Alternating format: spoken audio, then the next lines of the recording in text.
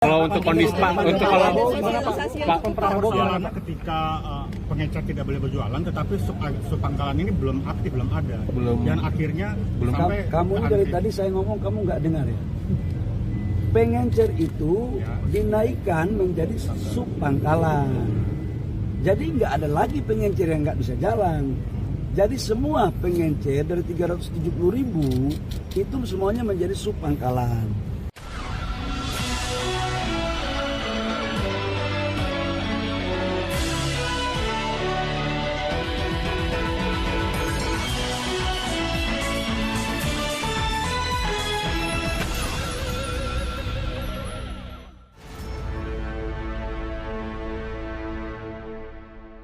Assalamualaikum warahmatullahi wabarakatuh. Apa kabar? Kembali berjumpa dengan saya, Hersubun Arif dari Forum News Network.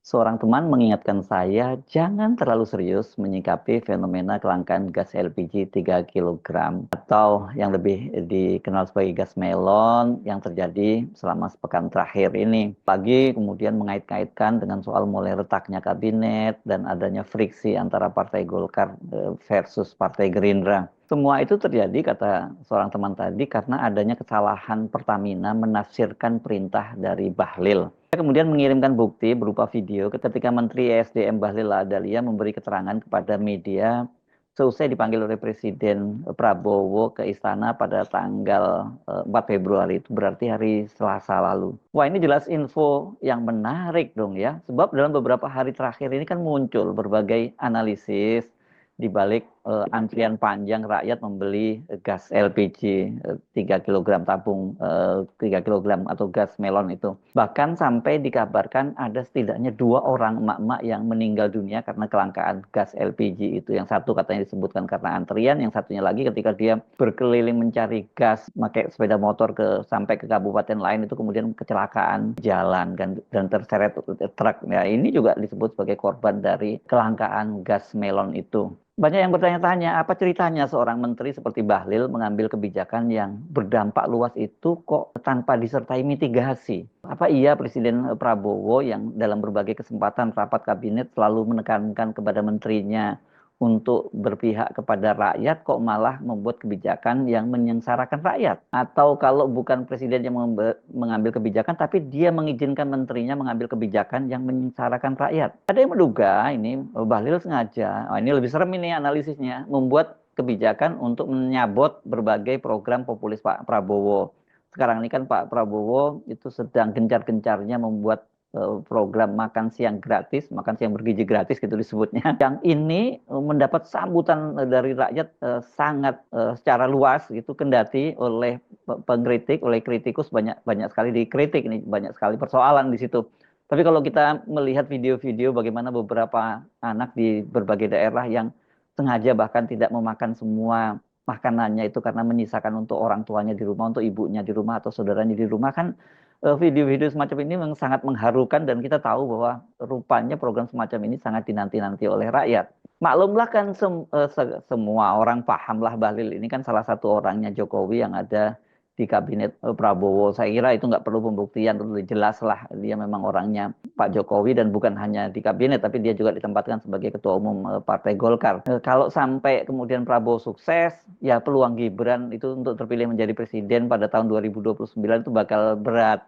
Saya sih nggak yakin, katakanlah kalau toh kemudian Gibran nggak maju pada tahun 2029, dia baru mau maju pada tahun 2034.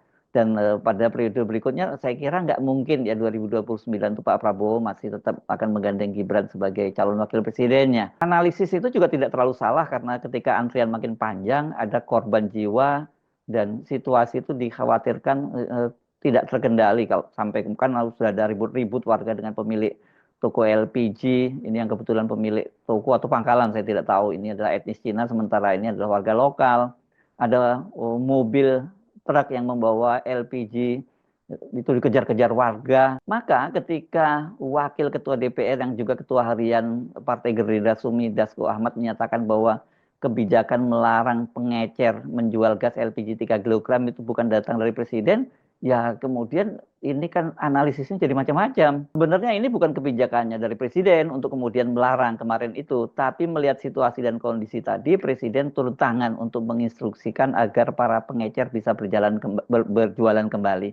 Itu kata Dasko di Komplek Parlemen Senayan pada hari Selasa 4 Februari. Presiden Prabowo katanya sudah meminta Menteri SDM Bahlil Lahadalia agar memberi izin pengecer gas LPG 3 kg untuk aktif berjualan kembali. Setelah dikomunikasikan dengan Presiden, Presiden kemudian telah menginstruksikan kepada Menteri SDM untuk per hari ini, pada waktu itu ya, dia nyebutnya gitu, mengaktifkan kembali pengecer-pengecer yang ada untuk berjualan seperti biasa. Itu kata Dasko. Jadi kebijakan ini hanya berumur beberapa hari saja karena itu kan kebijakan itu diberlakukan oleh Bahlil mulai tanggal 1 Februari. Artinya ya itu kalau kita memegang pernyataan dari Dasko merupakan kebijakan Bahlil tanpa lebih dulu berkonsultasi dan mendapat persetujuan dari Presiden Prabowo. Karena itu Presiden memerintahkan agar regulasi distribusi dikembalikan ke sistem semula, yakni para pengecer alias warung-warung kecil di berbagai kampung dan pelosok yang jumlahnya lebih dari 700.000 diperbolehkan kembali menjual gas melon. Dengan begitu, itu rakyat, khususnya emak-emak, nggak harus kesusahan lagi, harus ngantri, jalan sangat jauh, dan kemudian ada yang sampai harus meninggal dunia seperti yang terjadi di Pamulang, ini Tangerang Selatan, Banten. Artinya ini Bahlil mengambil kebijakan sendiri dong, ya, dan ya sangat berbahaya. Apa maksudnya? Benarkah ada agenda politik di belakangnya? Apakah Bahlil sengaja menyambut program populisnya Pak Prabowo dan sengaja membuat rakyat marah kepada Presiden Prabowo? Itu analisis yang berkembang. Nah, ternyata tidak hanya soal itu saja. Belakangan itu muncul analisis lain atau spekulasi tepatnya bahwa kabinet itu mulai retak. Dugaan itu muncul karena Wakil Ketua Umum Partai Golkar, Ahmad Doli Kurnia, membantah pernyataan Dasko. Semua menteri-menteri, bukan hanya menteri dari Golkar, saya rasa tidak ada kebijakan yang tidak sepengetahuan Presiden. Tidak mungkin.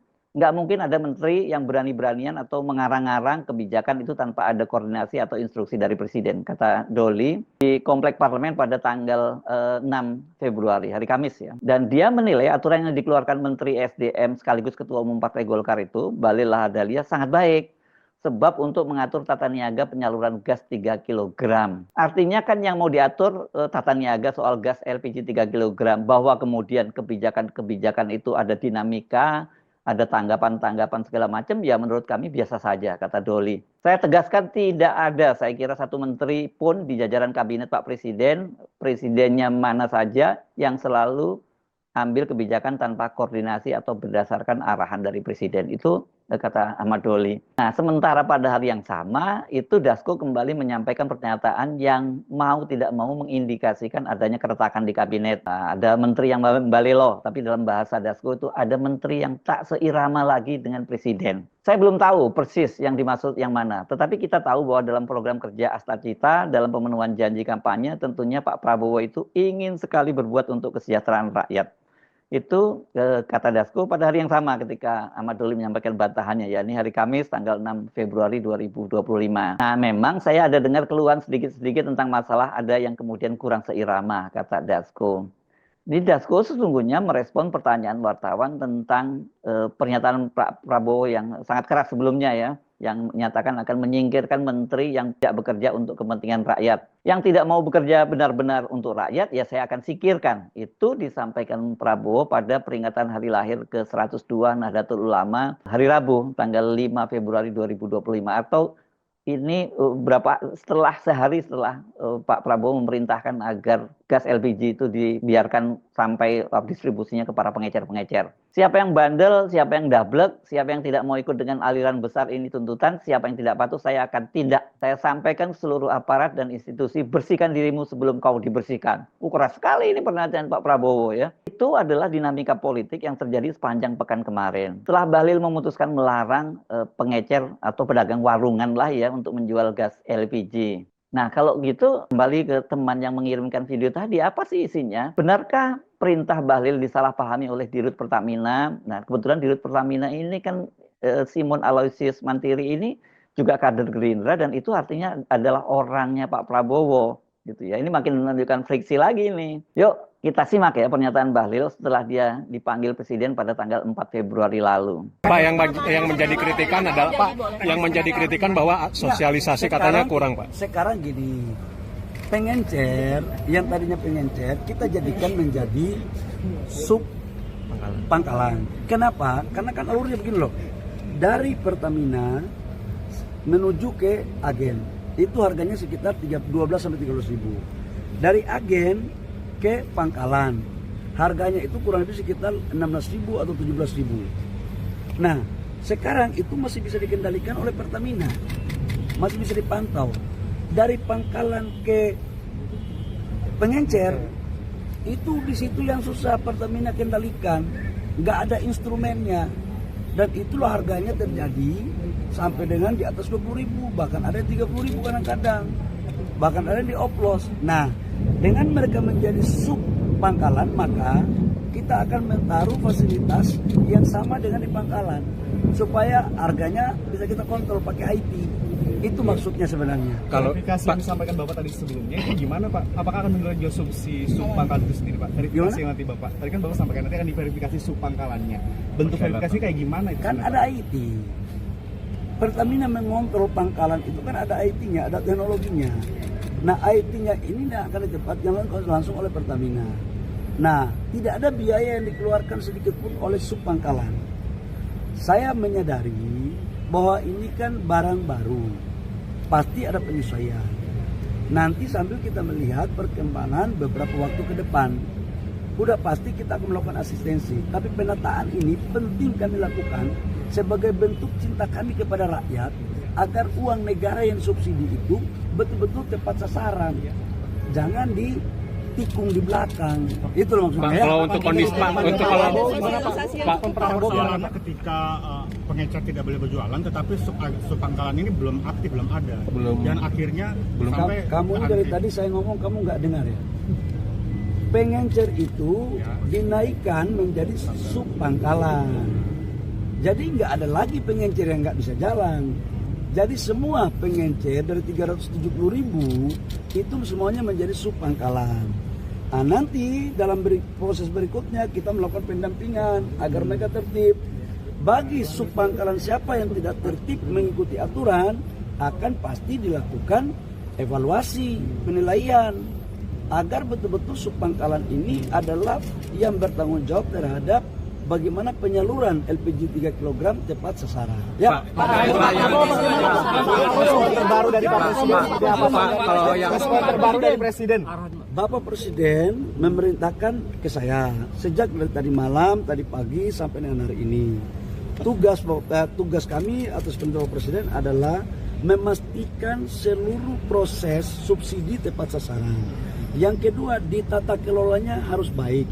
Yang ketiga, rakyat dipastikan harus segera mendapat apa yang menjadi kebutuhan mereka, terutama menyangkut LPG. Jadi harus dapat, jangan jauh-jauh, kata Bapak Presiden. Makanya kita rubah dari yang tadinya pengencer itu, yang tadinya belinya di pangkalan, sekarang kita aktifkan pengencer dengan merubah nama menjadi sub pangkalan, dengan kita memberikan fasilitas teknologi agar bisa kita aplikasi, agar bisa kita pantau pengendalian harga berapa yang dia jual dan kepada siapa, agar tidak terjadi penyalahgunaan. Jujurlah, ada oknum-oknum kok yang main untuk menyalahgunakan subsidi ini. Masa kita mau biarkan, masa kita mau kalah dari pemain-pemain ini? Kalau saya sih itu aja. Ternyata benar, dari video durasi sepanjang 4 menit kurang tadi, saya menghitung setidaknya Bahlil menyebut kata pengencer sampai 7 kali. Jadi nggak salah kalau teman tadi menyimpulkan memang maksud Bahlil itu pengencer, bukan pengecer. Sebab kalau cuma salah ucap nggak mungkin sampai berulang-ulang gitu ya. Karena penasaran, tuh saya coba lagi video lainnya. Ini saya preview video ketika Bahlil menghadiri rapat kerja dengan Komisi 12 DPR pada hari Rabu tanggal 3 Februari. Bahlil berkali-kali mengucapkan kata ini alih-alih pengecer, tapi pengencer. Sekarang kita dorong agar yang pengencer ini kita akan naikkan statusnya. Tadinya mereka menjadi pangkalan. Tetapi syaratnya terlalu besar yang disyaratkan oleh Pertamina. Maka tadi rapat di kantor ini juga dengan teman-teman Pertamina dalam kurun waktu beberapa menit sebelum kita rapat, kita membuat kesimpulan agar pengencer ini menjadi sub pangkalan. Tujuannya apa Bapak Ibu semua? Agar LPG yang dijual itu betul-betul harganya masih terkontrol karena itu lewat aplikasi. Menyangkut dengan pengencer, kita naikkan statusnya menjadi sub pangkalan dengan syarat yang minimal mungkin, tetapi kalau wilayah yang bisa masuk teknologi, kita pakai standar pelayanannya seperti di pangkalan. Tujuannya apa? Supaya kita tahu dijual ke siapa dan harganya. Karena di pengencer itu kan harganya tidak bisa kita kontrol. Inilah kemudian dua soal ini yang menjadi bagian yang kita selesaiin. Jadi Bapak Ibu semua, saya nanti rapat dengan Pertamina, habis ini langsung kita maraton. Kalau memang pengencer-pengencer yang sekarang udah bagus-bagus, udah kita kasih dulu izin sementara untuk naikkan dia sebagai sub pangkalan. Apa yang terjadi? Apakah Bahlil itu tidak bisa membedakan pengencer dengan pengecer? Ini ya. Saya sih kok nggak, masa iya sih seorang menteri nggak ngerti seperti itu. Kalau kita buka KBBI, Kamus Besar Bahasa Indonesia, makna pengecer adalah menjual sedikit-sedikit atau satu-satu atau jual ketengan. Sementara kalau pengencer di KBBI disebutkan asal katanya encer cair atau tidak kental. Kalau pengencer ya bahan yang digunakan untuk mengencerkan. Apa yang dimaksud Bahlil itu adalah mereka yang mengoplos LPG sehingga LPG-nya menjadi cair dan kemudian jumlahnya jadi banyak. Kan dia juga berkali-kali menyinggung katanya ini kebijakan ini adalah dalam rangka untuk memberantas mereka-mereka yang bermain, antara lain juga selain menaikkan harga juga mengoplosnya. Saya mencoba memahami dari sisi bahasa, apakah Bahlil ini benar-benar nggak bisa membedakan pengencer dengan pengecer, atau benar-benar ini dia memang tidak tahu sama sekali itu. Masa iya sih seorang menteri doktor lagi lulusan dari Universitas Indonesia tidak bisa membedakan dua kata itu? Bagaimana dia cara waktu dia menulis disertasinya ya? Nah, kalau saya coba cari-cari dasarnya ini yang dalam bahasa dikenal sebagai ada dialek dan bahkan atau mungkin tepatnya lebih pada idiolek ya. Karena kalau dialek itu kan adalah varietas bahasa yang melingkupi suatu kelompok penutur, itu misalnya ya seperti Bahlil yang dari Papua gitu, dan Papuanya pun saya kira berbeda-beda gitu juga dengan orang Indonesia Timur gitu ya. Jadi ini dialek itu adalah variasi bahasa yang berbeda-beda menurut pemakainya. Kalau idiolek itu ya, ini beda. Idiolek itu adalah bentuk bahasa yang khas digunakan oleh seorang individu. Jadi ini merupakan ciri khas pribadi dalam pola pilihan kosakata atau idiom, tata bahasa dan pelafalan.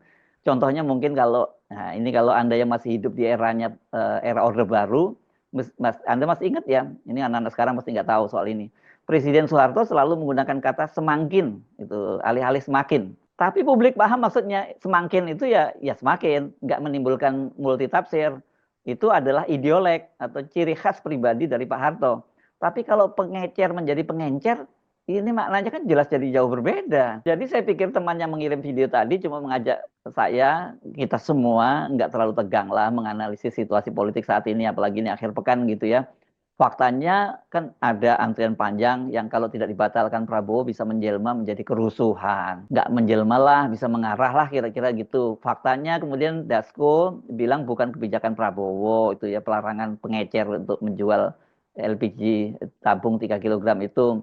Faktanya Golkar membantah, nggak mungkin Bahlil berani ngambil keputusan itu tanpa konsultasi dengan presiden. Dan faktanya pula Dasko bilang ada menteri yang nggak seirama, dan kemudian Prabowo juga bilang akan menyingkirkan menteri-menteri yang tidak bekerja untuk kepentingan rakyat. Yang belum menjadi fakta kan siapa menteri yang akan disingkirkan gitu. Kendati saya tahu Anda sendiri pasti sudah punya daftar ya, karena daftarnya juga sudah beredar secara luas di publik. Saya Hersubun Arif dari Forum News Network, tetap semangat, selamat menikmati akhir pekan. Wassalamualaikum warahmatullahi wabarakatuh.